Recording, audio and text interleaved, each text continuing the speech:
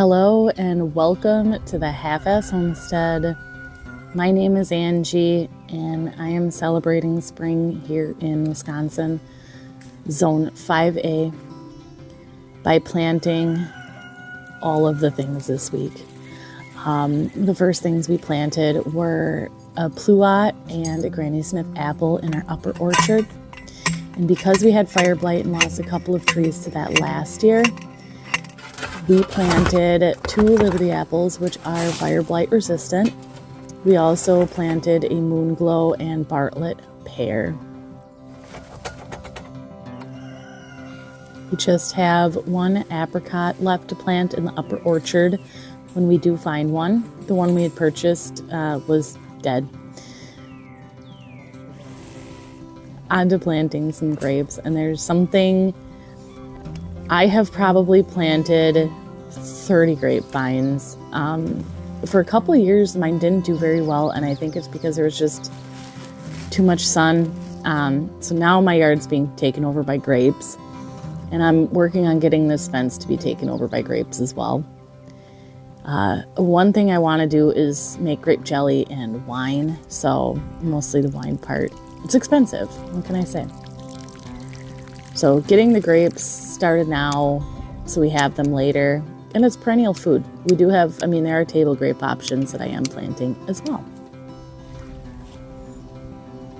And I like to cage up my little grapevines to protect them from rabbits because they will eat all of the greens.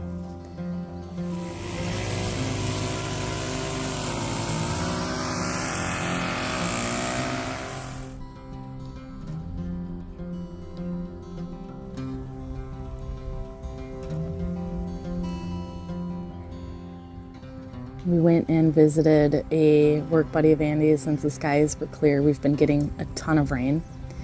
We went to go pick up some horse poop. That 1-hour trip turned into a 4 to 5 hour experience. Izzy went for a cart ride, and we actually had a literal blast. It was the perfect day to waste an entire afternoon. In case anybody was wondering, the pony's name is Pixie, and she was super, super sweet.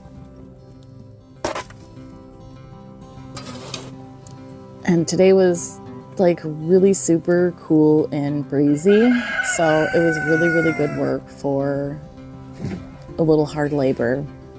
Unloading the manure wasn't very hard. It was pretty dry, so it was nice and light and fluffy.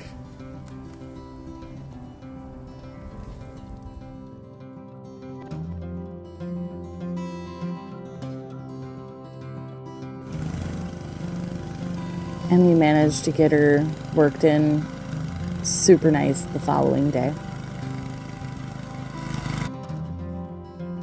While Andy tilled the garden, I worked on weeding out the asparagus bed. This is a log pile bed, so this bed is filled with logs. So it's supposed to be a consistent feeder, and asparagus likes to grow with rotten wood, so I figured that would be a great solution.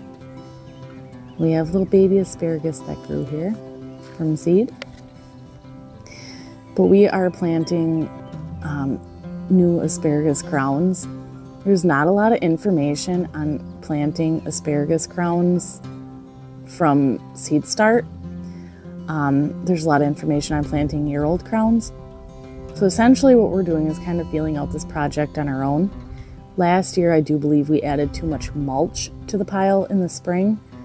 So only 50 to 60 of our starts came up, I think. I didn't really count. It wasn't as many as I thought would come back.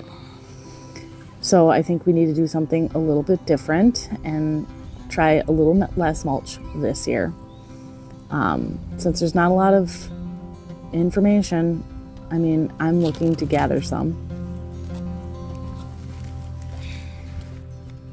To the asparagus, followed that up with planting potatoes and our brassicas.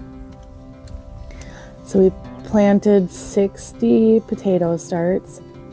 We did russet, red, and another baker style potato. And I can't remember the name. But hopefully we'll have more potatoes than we did last year, because I think we wound up with like 20 pounds. On to planting the brassicas. Now, that is our primary focus this year. We did tomatoes and peppers last year. So this year our primary focus is very much so on broccoli, cauliflower, and Brussels sprouts. Now, one garden tip that I have for you guys is using stakes and string to mark your rows. I am incapable, I don't know about anybody else, I am incapable of just moving in a straight line. So marking out these lines definitely helps keep everything nice and square and super neat and tidy. Andy has a hard time looking at crooked lines, so we meet in the middle and I run lines. And I did it a little bit different this year. I ran a line on each side of the row that I'm digging, so I planted down the middle of 2 lines, which helps me keep my rows even straighter, and I wasn't fighting with the line that I was trying to plant directly underneath. So that helped tremendously, and I have some really super good looking rows this year. There's another tip I got for you is measuring sticks when you have like, you know, 1.5 feet between plants. A nice pre-cut measuring stick takes a ton of the fuss out of it. I just carry it around, and then I have all of my spacing equal, and that's super nice. I hope someone out there finds one of these tips super helpful. Anyways, I will see you guys in the next video. Thank you for watching.